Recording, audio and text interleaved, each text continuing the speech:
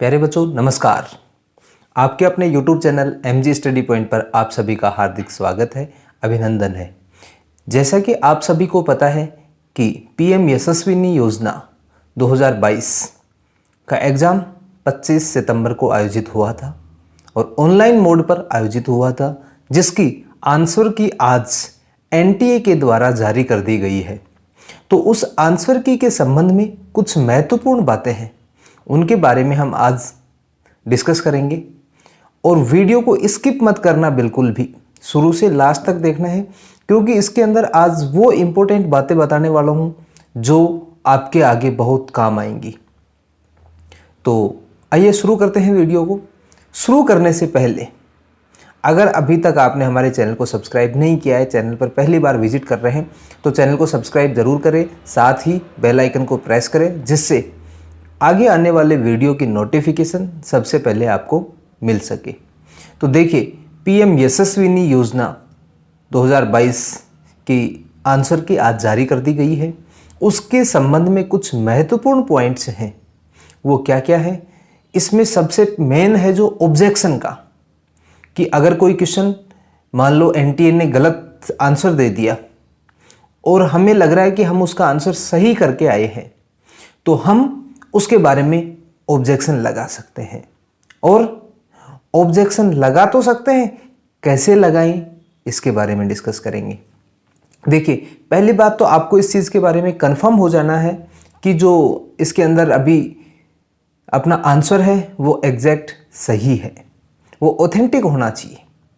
दूसरी चीज़, जब इस PM यशस्विनी योजना का नोटिफिकेशन आया था तो उसमें स्पष्ट लिखा हुआ था, अगर एक क्वेश्चन का आप चैलेंज लगाते हैं तो आपसे 200 रुपये चार्ज लिया जाएगा पर क्वेश्चन।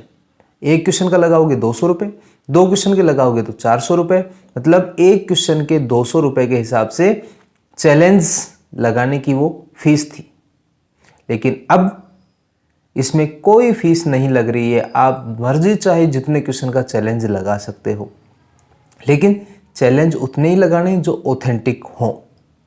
अब आपको चैलेंज अभी नहीं लगाना है।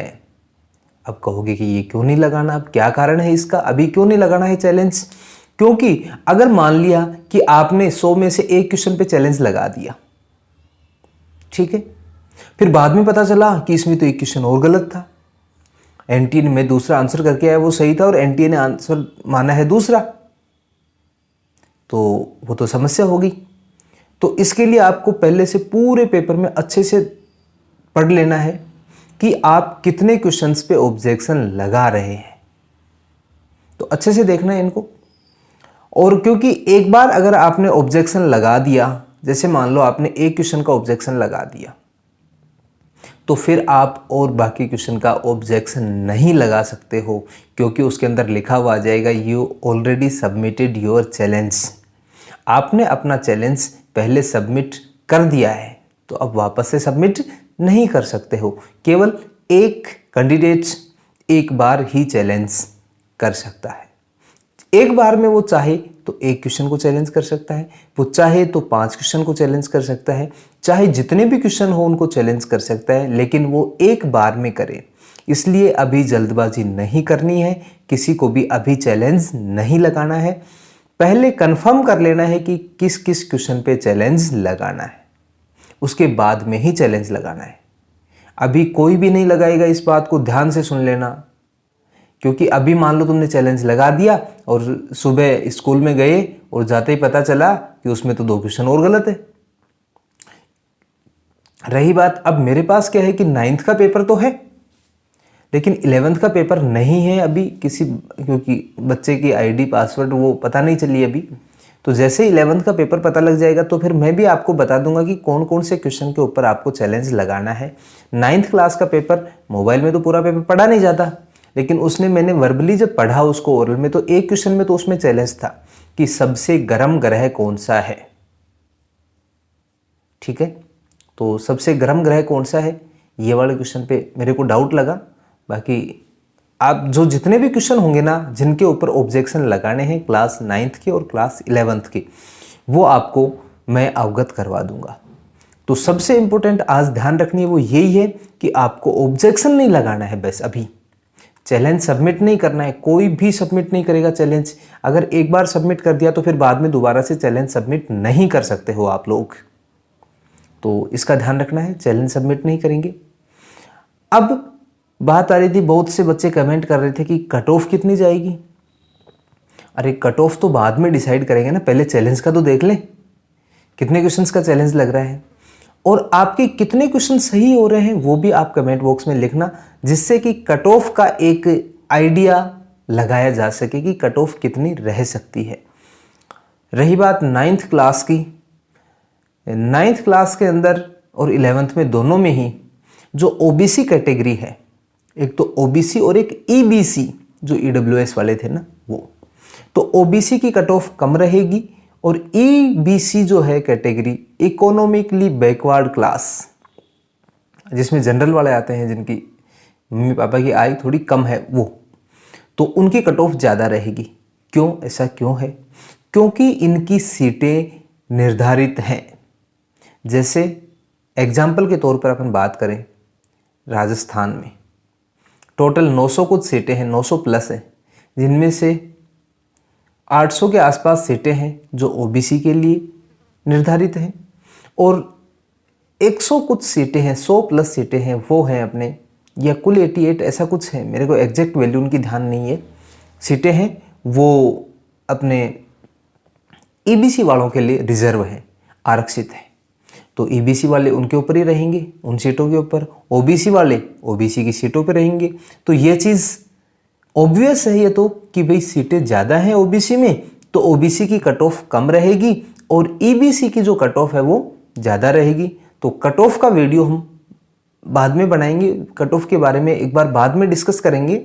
उससे पहले आपके जितने आंसर सही हो रहे हैं, जितने क्वेश्चन सही हैं आपके, उन वो कमेंट बॉक्स में लिखो विद स्टेट, आपका राज्य कौन सा है, क्योंकि ये कट ऑफ जो है हर राज्य की अलग अलग होगी, क्योंकि ये सीटें राज्य के अकॉर्डिंग डिवाइड हैं, हर राज्य की अलग अलग सीटें हैं, सभी राज्यों की सीटें अलग अलग निर्धारित हैं, तो उनकी कट ऑफ भी क्या होगी, सभी की अलग अलग होगी। अब किस राज्य की कितनी सीटें हैं इसके बारे में बताएंगे आपको।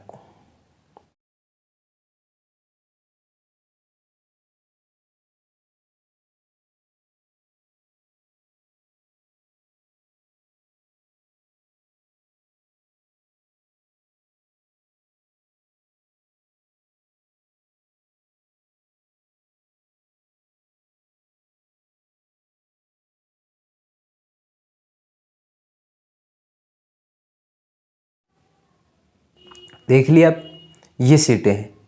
अब इन सीटों के आधार पर ही, इन सीटों के आधार पर ही आपकी कट ऑफ निर्धारित होगी, आप जिस राज्य से बिलोंग करते हैं उसके अकॉर्डिंग। और उसमें आपको बता दिया ओबीसी की कट ऑफ कम रहेगी और ईबीसी की जो कट ऑफ है वो थोड़ी ओबीसी के कंपैरिजन में थोड़ी सी ज़्यादा रहेगी, ठीक है ना। अब ये डिपेंड करता है, हो सकता है अभी एक फॉर्म का डाटा तो अभी तक आया नहीं कि भाई किस कैटेगरी में कितने फॉर्म भरे गए, हो सकता है ईबीसी में कहीं किसी राज्य से फॉर्म कम भरे गए हों तो उसमें उसकी कट ऑफ कम हो सकती है। तो आप कमेंट बॉक्स में लिखना कैटेगरी कौन सी है, ओबीसी है या ईबीसी, राज्य कौन सा है और क्लास 9th है या 11th और आपके नंबर, ये चीज़ आप लिख दोगे तो उससे क्या है कि एक कट ऑफ का आइडिया अपन लगा लेंगे और कट ऑफ के बारे में फिर डिस्कस करेंगे। तो ध्यान रखना, चैलेंज कोई भी सबमिट नहीं करेगा। हाँ, एक और प्रश्न आ रहा था बार बार कि पासवर्ड कितने हैं। बेटा पासवर्ड अपन एग्जाम में गए थे वहाँ लिखने थे ना, एडमिट कार्ड निकाला तब पासवर्ड लगा रहे थे, तब तो अपन डेट ऑफ बर्थ लगा रहे थे, डेट ऑफ बर्थ से खुल रहा था वो। डेट ऑफ बर्थ भी ऐसे, जैसे मान लो किसी की 26 जून 2008, तो उसमें 2008 पहले लिखो, फिर जून है तो 06 और फिर 26 है तो फिर 26, ऐसे लिखना था। लेकिन इसका जो पासवर्ड है आंसर की को ओपन करने के लिए, वो पासवर्ड आपने जब फॉर्म भरा था, फॉर्म फिल किया था, तो उस टाइम जो पासवर्ड लगाए थे आपने वो ही पासवर्ड है। तो उस पासवर्ड से खुलेगा, डेट ऑफ बर्थ वाले पासवर्ड से नहीं खुलेगा। हो सकता है किसी ने पासवर्ड डेट ऑफ बर्थ ही लगा दिया हो उस टाइम पे, तो उसका डेट ऑफ बर्थ के पासवर्ड से खुल जाएगा। तो आपने जो भी पासवर्ड लगाया है उसी से ये खुलेगा। तो ये आपको ध्यान रखना है। उम्मीद है आपके लिए ये वीडियो बेनिफिशियरी रहेगा, लेकिन ध्यान रखना चैलेंज सबमिट नहीं करना है। मोस्ट इम्पोर्टेंट कंक्लूजन यही है इस वीडियो का, चैलेंज सबमिट बिल्कुल भी नहीं करोगे, ठीक है। ओके, मिलते हैं एक नए वीडियो के साथ कट ऑफ का आइडिया लेकर के। उससे पहले आप अपनी सभी आंसर की को अच्छी तरह से जांच कर लें, कितने क्वेश्चन सही है, और जो चैलेंज लगा रहे हो वो किस किस क्वेश्चन में लगा रहे हो, है ना। तो आपको जो क्वेश्चन में किसी में डाउट लगे तो उस क्वेश्चन को भी कमेंट बॉक्स में लिख देना, जिससे कि उसके ऊपर अपन चर्चा कर सके। नमस्कार।